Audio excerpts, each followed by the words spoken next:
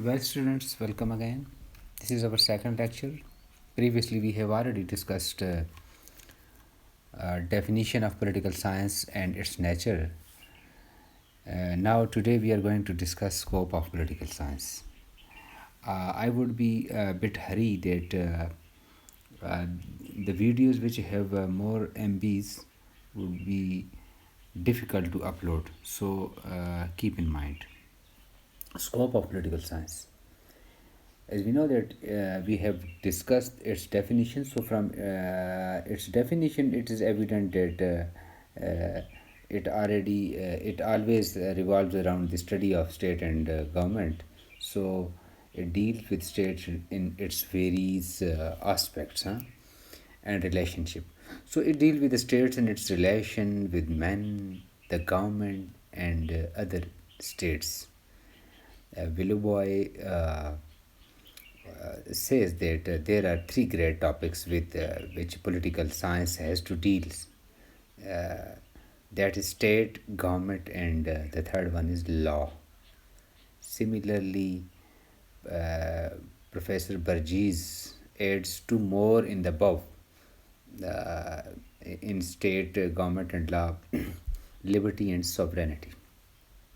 Similarly, Professor Garner is of the view that political science investigates into the origin and the nature of the state, into the nature, history, and forms of political institutions, and which deduces them from the laws of the political growth and development. So it deals with an analytical study of what the state and in its manifestation. So we can say that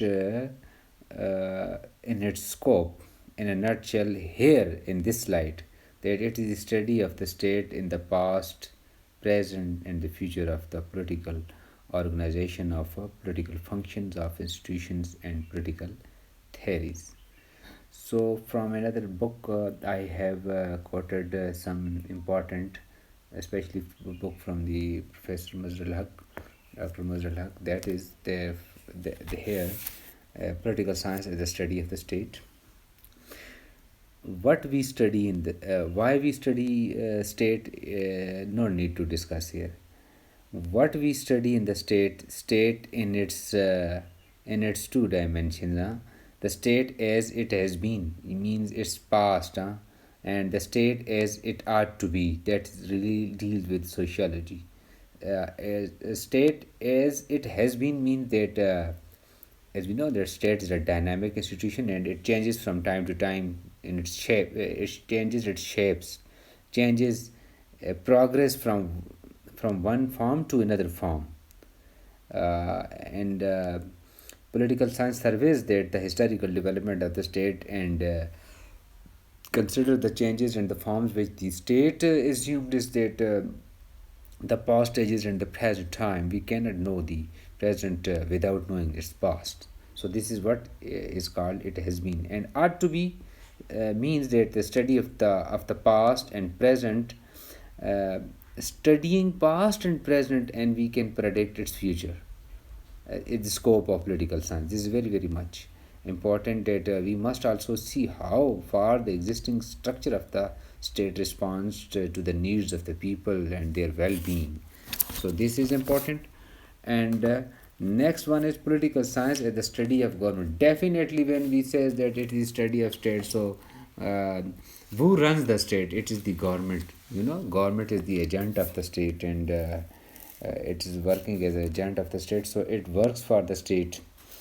What type of the government, whatever would be the government, so it is the agency of the state, which is the most vital part of vital part and its most important aspect. We know that just I have written a man and head. It means that a man without head is nothing. Similarly, state without government. So whatever form of government. So we study what and its scope. We study different forms of government. Whatever form of government, totalitarian form of government, authoritarian, dictatorship, democracy, one man rule. So there are different. We study them in its scope, their function as well, that how they perform, to what extent they are successful or not. Clear? Next. Uh, Next point is political science is the study of power process. Means study of state and government is international approach. This is a uh, partial view of politics. Means it is a it is a dynamic process. It is not the state is and the state is not static one. The power process states always changes their shape, so it is a relation in which we can say the one actor influences the behavior of the other actor, mean one state to the other state. Political process means the activities of the people organized in various groups in different political in different parties. We study the parties, the factions, or the leaders, are the fractions, or the cliques, or the groups for the struggle of the power. So this we study means they study all these power processes in the government, whether what form of government, whether it is unitary, federal, provincial, or local. So all this. And also I have written a point that greater the influence, greater the power. It means that the party or the actor which have the greater the power, greater the influence, have the greater the power. So that is the real use or the test of the system. And we know that political process always operates in a certain system, so in which power achievement is an input and satisfaction of the interest of the personal. So it all this comes under the scope of political science, the study of power process. Next, study of political theory. Political theory. Political theory is not political philosophy, which is a distant discipline. Political theory is the explanation of the nature and the function of the state or political system. You got the point, the difference?